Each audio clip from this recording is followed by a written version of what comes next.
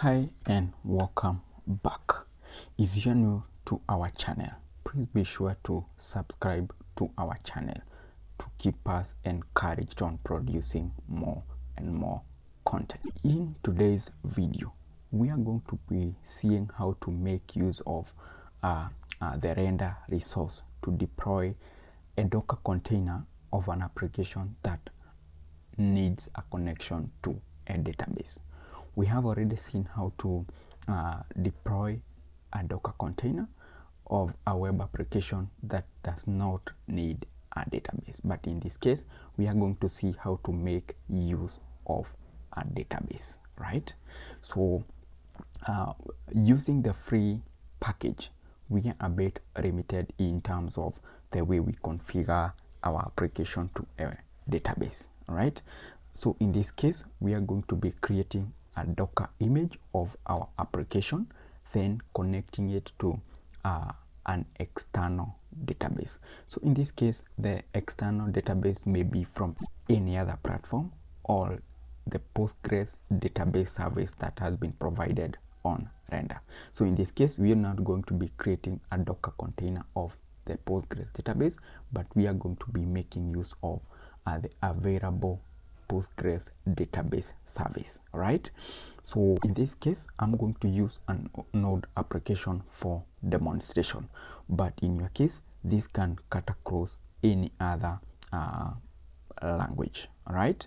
So all you need to do is to know how to connect your particular application to the existing Render Postgres database or any other external database out there that you can get. All right, so I'm using one of the applications that we have been working with in our past videos. There's the Node.js application, and it is giving us this homepage, and we can also test the database connection. So in this case, we do not have a database that exists, so that's why we are not able to connect. So this is how we go about creating a database and connecting it to a Node.js application. In your case, let us know the language or framework that you are using. Then we are going to advise on how to go about connecting it to the Postgres database available on Render. Right? So just click on Dashboards. So this should give you an option to log in, and if you are already logged in, it will just authenticate you. Right?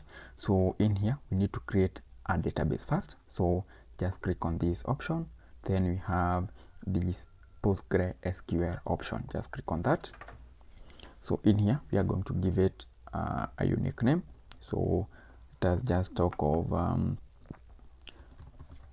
Docker Node app. I think that's unique enough. Then down here, randomly, so for the database name, the user, we're just going to let them to generate one for us. So just leave everything else as it is.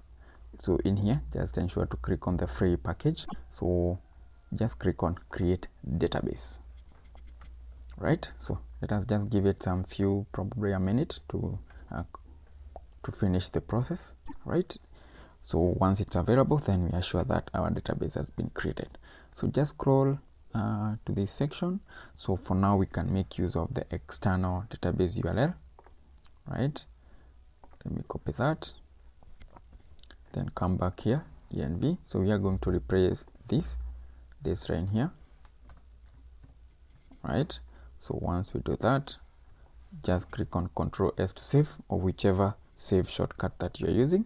So down here, I'll come stop that, then start it again, then go back to this page, go back, reload, then test DB connection, give it time, and we see we are connected. So from here, we can now comfortably create a Docker for our project. So what we need to do is to create a Docker file. So just click a Docker file here. So we have Docker file, right? Perfect. So with the Docker file, so for Node, I'm just going to copy and paste the code required to create Docker image for our application. Once you have the Docker file code, just proceed and create a Docker image out of what we have here, right? So in here, all I need to have is Docker. Then that's my Docker Hub username, then slash. So after this, then you need to give your application a name. So in my case, I can just talk of Node.js render app. I mean, that's what we exactly want to do. So once we do that, we have a space and a dot to denote that our Docker file is in the current location. All right, then press enter and give it time to create the image. All I need to do to confirm about my image, we have Docker images. So there's what we have just created. So we are going to push this particular image to our Docker account. All right, so the way to do that, so in here I can just quickly log into my Docker Hub account. Docker Hub, then should be that option. So just click on sign in if you have an account and sign up if you don't have one. Right, so let me just log into my account here. All right, so basically this is what we have, and I'll be pushing my image here. So all we need to do here is Docker push, then give the image name. All right, once you give the image name, just press on enter and give it time to complete. All right, and within some few seconds our image has been pushed. So let me come back to this dashboard, reload,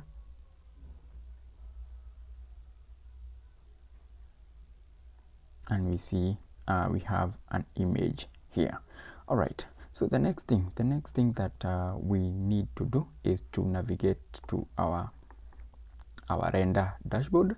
So just click on new. This is the option that we work with. Then let's talk about web service. All right, and in here today we are not going to work with GitHub.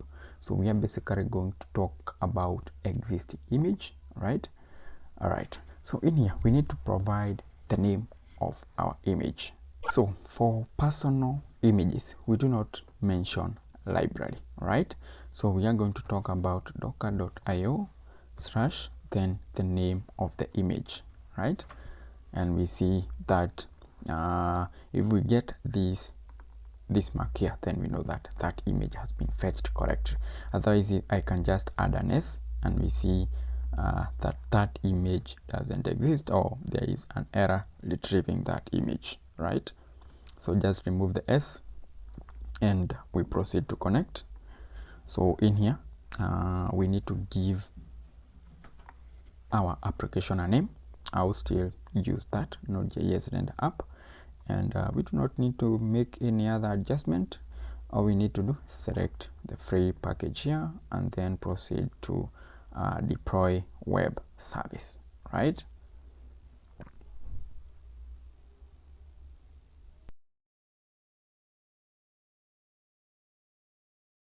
All right, so within some few seconds or minutes we can still monitor what we see, and by the time you see that your service is ripe, then that means that the deployment was a success. So just click on this link provided here, right?